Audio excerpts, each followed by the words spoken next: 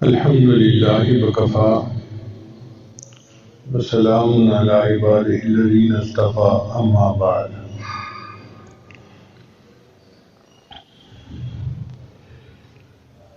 أعوذ بالله من الشيطان الرجيم. بسم الله الرحمن الرحيم. شهر رمضان الذي أنزل فيه القرآن. سبحان ربك رب العزة عما يصفون وسلام على المرسلين والحمد لله رب العالمين. اللهم صل على سيدنا محمد وعلى آل سيدنا محمد وبارک وسلم. دنیا میں ہم دیکھتے ہیں کہ سال کے موسم بدلتے ہیں. کبھی سردی ہے، کبھی گرمی ہے، کبھی خزاں ہے، کبھی بہار ہے. جب بہار کا مہینہ آتا ہے نا تو ہر طرف ہرا بھرا ہوتا ہے، پھول کھلے ہوتے ہیں، پھل لگے ہوتے ہیں، انسان خوشی محسوس کرتا ہے. اللہ تعالیٰ نے رمضان مبارک کو بھی باطنی طور پر ایک بہار کا مہینہ بنا دیا ہے. چنانچہ نبی علیہ السلام کئی مہینے پہلے سے دعا مانگتے تھے، اللہم بارک لنا فی رجب و شعبان وبلغنا رمضان. اے اللہ ہمارے لیے رجب اور شعبان میں برکت عطا فرما اور ہمیں بخیریت رمضان تک پہنچا. اب آپ اندازہ لگائیں کہ اللہ کے محبوب صلی اللہ علیہ وسلم جس مہینے کی آمد کا انتظار کرتے ہوں وہ مہینہ کتنا برکت والا ہوگا. برکتوں کا مہینہ، رحمتوں کا مہینہ، شہر الغفران، مغفرت کا مہینہ ہے. لہذا ہمیں چاہیے کہ ہم رمضان مبارک کے لیے ابھی سے تیاری کریں. جیسے دنیا میں کوئی تقریب ہوتی ہے نا تو لوگ نہا دھو کے تیار ہو جاتے ہیں. شادی کا موقع ہے، دلہن بھی غسل کرتی ہے اور دلہا بھی غسل کرتا ہے. کہیں کسی تقریب میں جانا ہے تو لوگ غسل کر کے تیار ہو کے جاتے ہیں. اسی طرح رمضان مبارک کے لیے ہمیں باطنی طور پہ غسل کرنا چاہیے. اور باطنی غسل کیسے ہوگا؟ جب ہم اپنے گناہوں سے سچی توبہ کریں.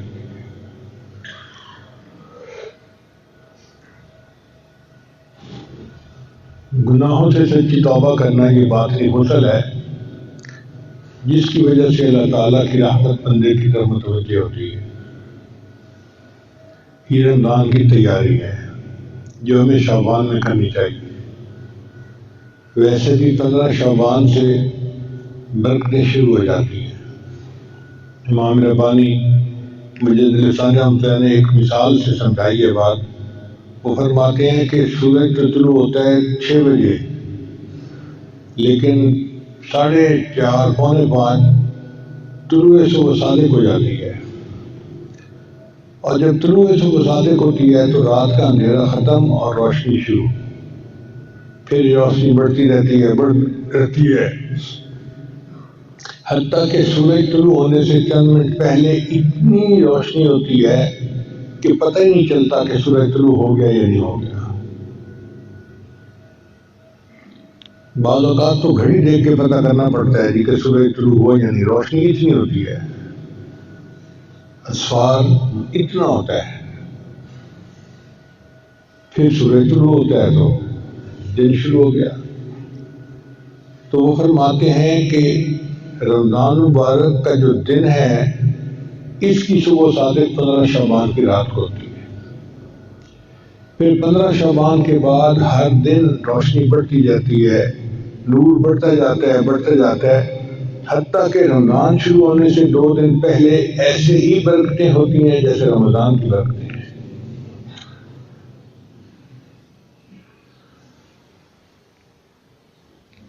پندرہ شعبان کی رات کو اللہ تعالیٰ آنے والے سال کا بجٹ بنواتے ہیں. کس بچے نے پیدا ہونا ہے، کس بندے نے فوت ہونا ہے، کس کو خوشی ملنی ہے، کس کو غم ملنا ہے، کس کو صحت، کس کو بیماری. اور یہ لسٹیں بدلتی رہتی ہیں، تبدیل ہوتی رہتی ہیں. پھر 27 رمضان کو اللہ تعالیٰ یہ فرشتوں کے حوالے کر دیتے ہیں، بھئی اب اس کو امپلیمنٹ کرنا ہے آپ نے. اب آپ بتائیں کہ ہم جو ہر وقت روتے رہتے ہیں، رزق کی تنگی، صحت کی مسئلے، فلاں مسئلے، بھائی جب فیصلے ہونے کا وقت ہے اس وقت بھی روز ہو لیتے ہیں. جب اللہ تعالیٰ فیصلہ فرما رہے ہیں اس وقت اگر رو لیں گے تو اللہ تعالیٰ فیصلہ تبدیل کر دیں گے. اب جب ایک دفعہ فیصلہ ہو گیا اور لسٹیں بن کے مل گئی فرشتوں کو، پھر ہم کہتے ہیں جی تقدیر بدلواؤ، تو بیوقوفی ہے نا ہماری. ہمیں دعا اس وقت کرنی چاہیے جب اللہ تعالیٰ فیصلے فرما رہے ہیں. تو 15 شعبان سے لے کے پورا رمضان 27 رمضان تک کا وقت یہ آئندہ سال کے بجٹ کا وقت ہے. اگر اس میں کوئی تبدیلی کروانی ہے اپنی حاجت کے مطابق تو اللہ سے اس وقت آہوزاری کرے اور اللہ کو منائے، اور اللہ تعالیٰ جلدی مان جاتے ہیں. اللہ تعالیٰ ایسے مہربان ہے کہ بندہ اگر نافرمان بھی ہو جائے تو بھی اللہ بندے کو نہیں چھوڑتے. فرعون کتنا بڑا نافرمان تھا، اللہ رزق دیتے تھے، صحت اس کو اللہ نے دی ہوئی تھی، بادشاہی اس کو اللہ نے دی ہوئی تھی. تو ایسے نافرمان کو بھی اللہ اکیلا نہیں چھوڑتے. تو پھر فرمانبردار کو اللہ کیسے اکیلا چھوڑیں گے؟ اس لیے ہمیں چاہیے کہ ہم اس وقت کی قدر کریں اور خوب عبادت کریں. نبی علیہ السلام نے رمضان شروع ہونے سے پہلے صحابہ کو اکٹھا کیا اور فرمایا کہ تمہارے اوپر قد اضلکم شہر عظیم، ایک عظیم مہینہ تمہارے اوپر آ رہا ہے، ایک مہینہ جو برکتوں سے بھرا ہوا ہے. اب اللہ کے محبوب جب کسی کو عظیم مہینہ کہہ رہے ہوں اور اس کی برکتیں سنا رہے ہوں تو وہ کتنی برکت والا مہینہ ہوگا. اس لیے رمضان مبارک کے لیے ابھی سے ہم ذہنی طور پہ تیار ہو جائیں، اپنی مصروفیتیں آگے پیچھے ایسی کریں کہ رمضان میں ہم سکون سے عبادت کر سکیں. ایک مہینہ عبادت کریں گے اور اس کی برکتیں پورا سال ہمیں اپنی آنکھوں سے نظر آئیں گی.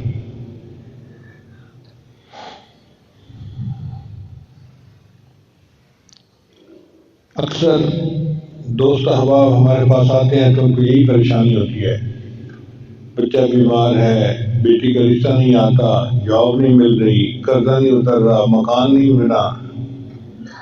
یہ چیزیں زندگی میں ہوتی ہیں ہر ایک کے ساتھ،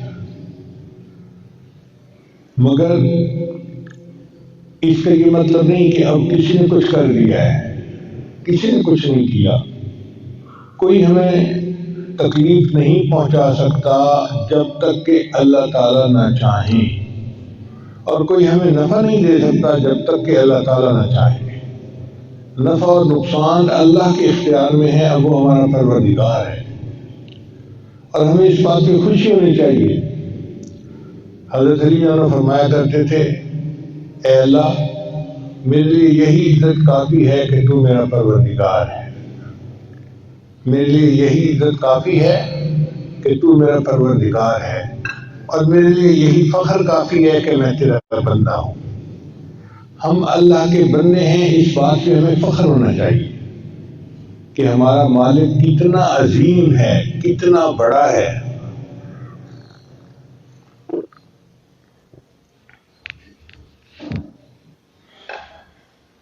تین باتوں پہ مومن کو خوش ہونی چاہیے.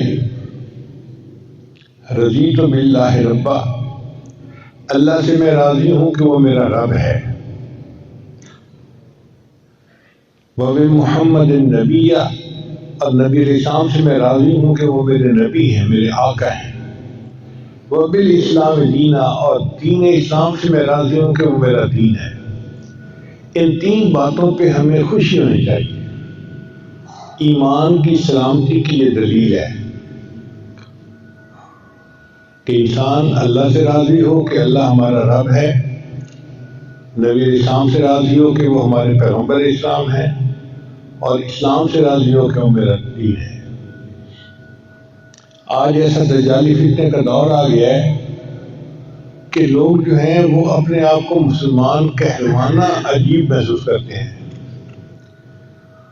ان کو شرمندگی محسوس ہوتی ہے، جی ہم کیسے کہیں کہ ہم مسلمان ہیں. اور پروپیگنڈا دیکھو کتنا ہو گیا. سچی بات تو یہ ہے کہ یہ اللہ کا ہم پر احسان ہے کہ اس نے ہمیں دین اسلام پر زندگی گزارنے کی توفیق عطا فرمائی۔ ہم اللہ کا احسان مانیں گے تو ہمارا ایمان محفوظ رہے گا، اور اگر ہم اسلام کو اپنے لیے پابندیاں اور بوجھ سمجھیں گے تو ایمان سے محروم ہو جائیں گے۔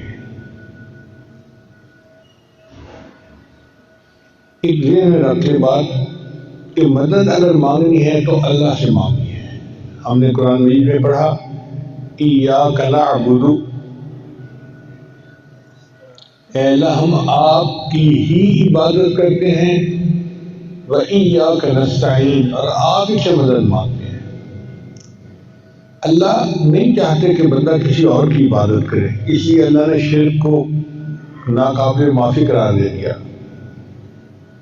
فرمایا ان اللہ لا یغفر ان یشرک بہ ویغفر ما دون ذلک لمن یشاء، اللہ تعالیٰ شرک کو معاف نہیں کریں گے، اس کے علاوہ کوئی گناہ ہوگا ہر گناہ کو معاف فرما دیں گے۔ تو ہم اللہ ہی کی عبادت کریں۔ دیکھیں اللہ نے انسان کے ساتھ کیا مہربانی کی، ہر جانور ہر پرندہ دانا چگنے کے لیے کھانا کھانے کے لیے سر جھکاتا ہے۔ آپ کبوتر کے سامنے دانے ڈالیں سر جھکائے گا، خرگوش کو کھانا کھلائیں سر جھکائے گا، گائے بکری بھینس کو کھانا کھلائیں سر جھکائے گا، جس کو بھی کھانا ڈالیں وہ شیر کو کھانا ڈالیں وہ بھی سر جھکائے گا۔ اللہ نے انسان کو اشرف المخلوقات بنایا، فرمایا میرے بندے تیری پیشانی میرے سامنے جھکتی ہے، اب یہ غیر کے سامنے نہیں جھکنی چاہیے۔ ہمیں اللہ نے ہاتھ دیے، ہم اپنا منہ کھانے تک نہیں پہنچاتے، کھانا ہمارے منہ تک پہنچ جاتا ہے۔ تو جس پروردگار نے کھانے کے لیے بھی ہمارے سر کو جھکنے کا موقع نہیں دیا، وہ عبادت کے لیے کہیں جھکنے کے لیے کیسے گوارا کر لے گا؟ اس لیے یہ پیشانی اللہ کے سامنے جھکتی ہے، اللہ ہی کے سامنے جھکے گی، کسی اور کے سامنے نہیں جھک سکتی۔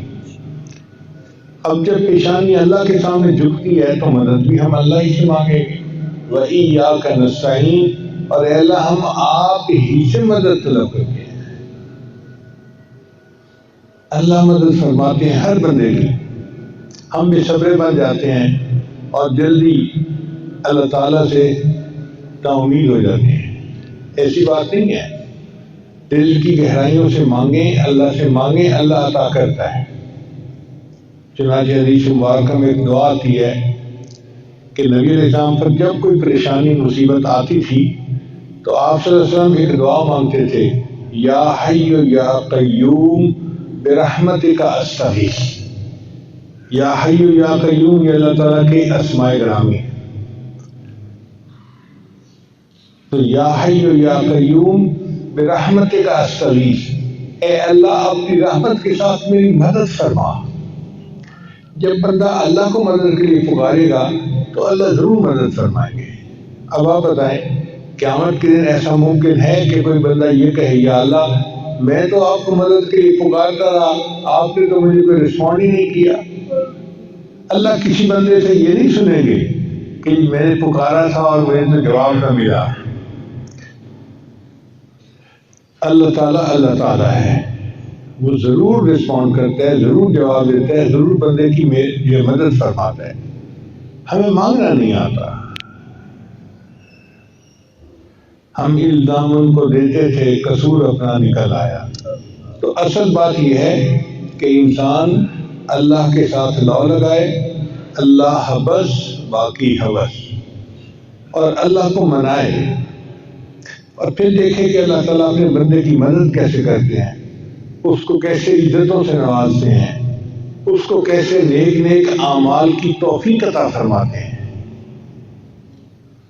دیکھیں یہ اگر ہم رمضان مبارک میں سکون کے ساتھ عبادت کرنا چاہتے ہیں نا تو ضروری ہے کہ ہمارا کام، کاروبار اور رشتہ دار ان کی صحت وغیرہ سب چیز ٹھیک رہے، تبھی عبادت کر سکیں گے نا۔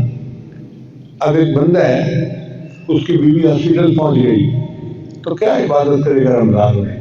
تو ہسپتال کے چکر لگائے گا۔ ایک بندہ ہے، اس کے کاروبار میں کوئی نقصان ہو گیا یا اس کو کوئی ڈاکہ پڑ گیا، وہ کیا عبادت کرے گا؟ تو عبادت پرسکون ماحول میں انسان کرتا ہے، اور پرسکون ماحول حاصل کرنے کے لیے ہمیں اللہ کی مدد چاہیے۔ اللہ ہر چیز کو سلامت رکھے، ٹھیک ٹھیک رکھے، تاکہ ہم عبادت کر سکیں۔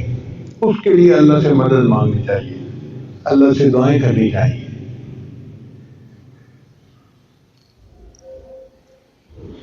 ہمارے بعض اکابرین تو رمضان مبارک میں ہر روز ایک ختم قرآن کیا کرتے تھے۔ امام اعظم علی رحمۃ اللہ کے بارے میں لکھا ہے کہ رمضان مبارک میں 63 مرتبہ قرآن مکمل کیا کرتے تھے، ایک قرآن مجید دن میں اور ایک قرآن مجید رات میں، تو 60 ہو گئے، 30 + 2 60، اور 3 قرآن مجید تراویح کی نماز، تو 63 مرتبہ قرآن مجید پڑھتے تھے رمضان مبارک میں۔ امام شافعی رحمۃ اللہ کے حالات میں بھی لکھا ہے کہ وہ بھی ایک دن میں ایک قرآن مجید پڑھا کرتے تھے۔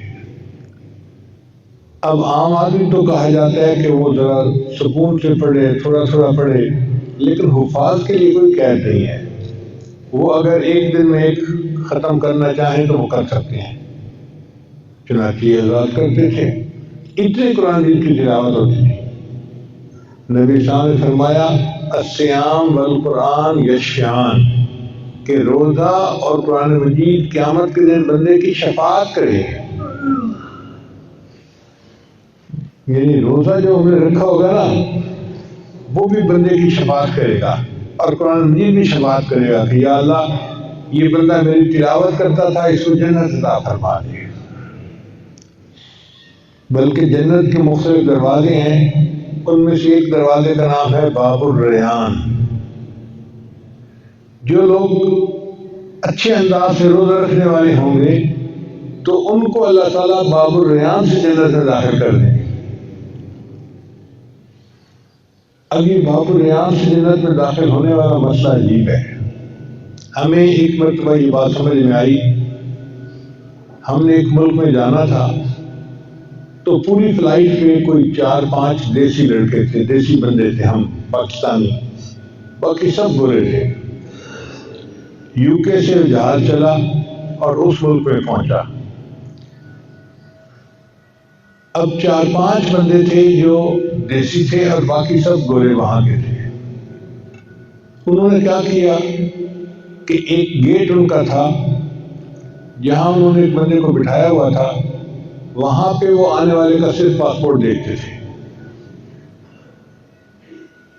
کوئی اس پر سائن نہیں، کوئی مہر نہیں، کوئی چیکنگ نہیں، کچھ نہیں۔ بس وہ آتا تھا اور دور سے اپنا پاسپورٹ دکھا دیتا تھا کہ یہ پاسپورٹ ہے اور یہ میری تصویر ہے۔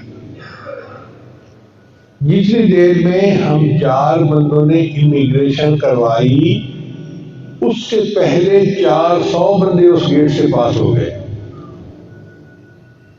تو میرے ایک دوست صاحب تھے، میں کہا بھائی آج مجھے ایک بات سمجھ میں آ گئی کہ ان کے پاس پاسپورٹ تھا اس ملک کا، یہ دکھاتے گئے اور پاس ہوتے گئے۔ اسی طرح اللہ تعالیٰ جنت میں ایک باب الریان بنائیں گے، یہ روزہ اچھی طرح سے رکھنے والا ہوگا، اللہ فرمائے گا روزہ اچھا رکھا تھا، چلو جاؤ، تو جنت میں داخل ہوں گے۔ اس لیے رمضان مبارک کی اہمیت ایسی ہے کہ ہم ابھی سے اس کی تیاری کریں، ذہنی طور پہ بھی، اپنے کاموں کو بھی ایسے کریں کہ رمضان مبارک میں زیادہ سے زیادہ وقت ہمیں اللہ کی عبادت کے لیے مل جائے۔ اور یہ اللہ کی رحمت، مہربانی ہے، اللہ نے ہمیں یہ موقع عطا فرما دیا۔ زندگی میں ایک مرتبہ پھر ہم نے شعبان کا آج جمعہ دیکھ لیا، چند دن بعد 15 شعبان کا دن آ جائے گا، اور پھر تو برکتیں شروع ہو جائیں گی۔ اور رمضان شریف کی برکتیں ایسی ہیں کہ انسان کو اللہ تعالیٰ کا مقرر بنا دیتی ہیں۔ لہذا دعا ہے کہ اللہ تعالیٰ ہمیں اس وقت کی قدردانی کی توفیق عطا فرمائے، اور ہم نے اللہ سے جو مانگنا ہے اس کو اپنے وقت پہ مانگے۔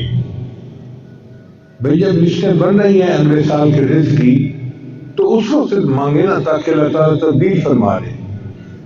بہت سارے نوجوان ہیں جو کہتے ہیں جی کہ شادی کے لیے پیسے نہیں ہیں، یا اچھا رشتہ نہیں ملتا، یا بہت ساری بچیاں ہیں جو کہتی ہیں جی کہ رشتے نہیں آتے۔ بھئی یہ رزق میں شامل ہے، 15 شعبان سے جب یہ اگلے سال کا بجٹ بننا شروع ہوگا، ہم اللہ سے دعائیں مانگنی شروع کر دیں، اللہ تعالیٰ آسانی فرما دیں گے۔ اور کام کاروبار تو اللہ کے اختیار میں ہے، اللہ چاہتا ہے تو بندے کو دے دیتا ہے۔ چنانچہ ایک مرتبہ حج کے موقع پہ ایک مہمان صاحب تھے، نوجوان ہمارے ساتھ تھے، اس نے انک پیڈ جیب میں رکھا ہوا ہوتا تھا، اور جہاں سائن کرنے کا وقت ہوتا تھا نا تو وہ انک پیڈ نکالتا اور انگوٹھا لگاتا تھا۔ سعودی عرب میں جہاں حج کا کوئی کاغذ ہوتا وہ انگوٹھا لگاتا تھا۔ ایک دفعہ میں نے اسے کہا کہ بھائی آپ یوں پین پکڑیں اور یوں کر کے ایک لائن لگا دیں گے نا تو وہی آپ کے سائن بن جائیں گے، آپ سائن کیا کریں، چھوڑیں انگوٹھے لگانے کو۔ کہتے پیر صاحب پین تے پکڑنا ہی نہیں آ۔ عجیب بندہ دیکھا، اس کو پین پکڑنے سے کوئی خار تھی، کہتا تھا پین تے پکڑنا ہی نہیں تھا۔ ہر جگہ وہ انگوٹھا لگاتا، ہر جگہ۔ کہتے میں نے اسکول کا منہ نہیں دیکھا، میں نے پین نہیں پکڑنا۔ خیر ہم خاموش ہو گئے۔ پھر بعد میں وہ مجھے اپنا سنانے لگا کام کہ جی میرا کاروبار اس وقت 900 کروڑ روپے کا ہے۔ وہ بندہ جس نے پین نہ پکڑنے کی قسم کھائی ہوئی ہے، جو انگوٹھے لگاتا ہے، اس کو اللہ نے ایسا کاروبار دے دیا کہ 900 کروڑ روپے کا کاروبار کر رہے ہو۔ پڑھے لکھے کہاں گئے؟ تو رزق اللہ کے اختیار میں ہے، ایسے ان پڑھوں کو بھی اللہ رزق دے دیتا ہے۔ تو اللہ تعالیٰ رزق دیتے ہیں، ہمیں مانگنا نہیں آتا۔ اللہ سے مانگیں گے، لپٹ کے مانگیں، رو رو کے مانگیں، آہوزاری سے مانگیں، دل سے مانگیں، اللہ عطا فرما دیتے ہیں۔ لہذا دعا ہے کہ اللہ تعالیٰ ہماری سب پریشانیوں کو دور کرے، اور ہماری انفرادی پریشانیاں تو اپنی جگہ، ہماری اجتماعی پریشانیاں بہت زیادہ ہیں۔ آپ دیکھیں ہمارا ملک کتنے بحرانوں کا شکار ہے، امت مسلمہ کتنی پریشانیوں کا شکار ہے۔ تو ہم امت مسلمہ کے لیے بھی دعائیں مانگیں، اپنے ملک کے لیے بھی دعائیں مانگیں۔ یہ جو مہنگائی کا عذاب آیا ہوا ہے نا، اللہ اس سے ہمیں نجات عطا فرما دے، اور اللہ ہمیں اپنی یاد والی زندگی عطا فرما دے۔ اللہ تیرے بنا بھی کیا جینا، اللہ کے سوا زندگی کا کیا مزہ ہے۔ لہذا یہ آنے والے دن اللہ کی یاد کے دن ہیں، ابھی سے کوشش شروع کر دیجیے کہ اللہ تعالیٰ ہمیں عبادت خلوص کے ساتھ، خشیت کے ساتھ، سکون کے ساتھ کرنے کی توفیق عطا فرمائے، اور نفس شیطان کے مکر و فریب سے اللہ ہمیں محفوظ فرمائے۔ وآخر دعوانا ان الحمد للہ رب العالمین۔ دعا سے پہلے ہم توبہ کے کلمات پڑھیں گے، تو سچے دل کے ساتھ یہ کلمات پیچھے پیچھے پڑھتے جائیے۔ بسم اللہ الرحمن الرحیم، لا الہ الا اللہ محمد رسول اللہ، آمنت باللہ وملائکتہ وکتبہ ورسلہ والیوم الآخر والقدر خیرہ وشرہ من اللہ تعالی والبعث بعد الموت، آمنت باللہ کما ہوا باسمائہ وصفاتہ وقبلت جمیع احکامہ اقرار باللسان وتصدیق بالقلب، اشہد ان لا الہ الا اللہ واشہد ان محمدا عبدہ ورسولہ، استغفر اللہ ربی من کل ذنب واتوب الیہ برحمتک یا ارحم الراحمین۔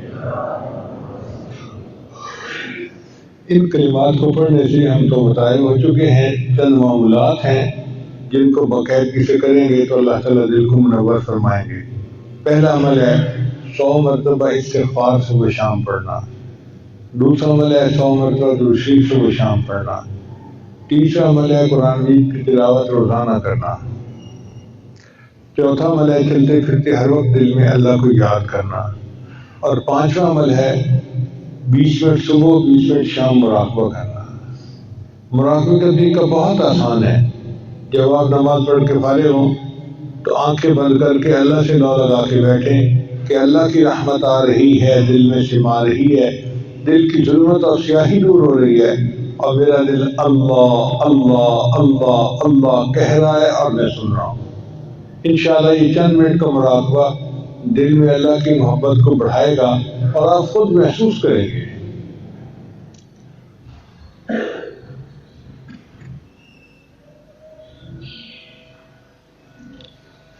دعا کر لیجیے۔ سبحان ربی العظیم اللہم صلی علی سیدنا محمد وعلی آل سیدنا محمد۔ ربنا ظلمنا انفسنا وإن لم تغفر لنا وترحمنا لنكونن ربنا لا تزغ قلوبنا بعد إذ هديتنا وهب لنا من لدنك رحمة والله خير حافظا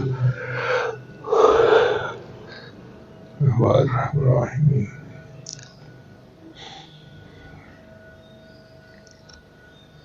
اے اللہ جتنے دوست احباب دور قریب سے آئے ہیں سب کی حاجات کو پورا فرما، سب کی نیک مرادیں پوری فرما۔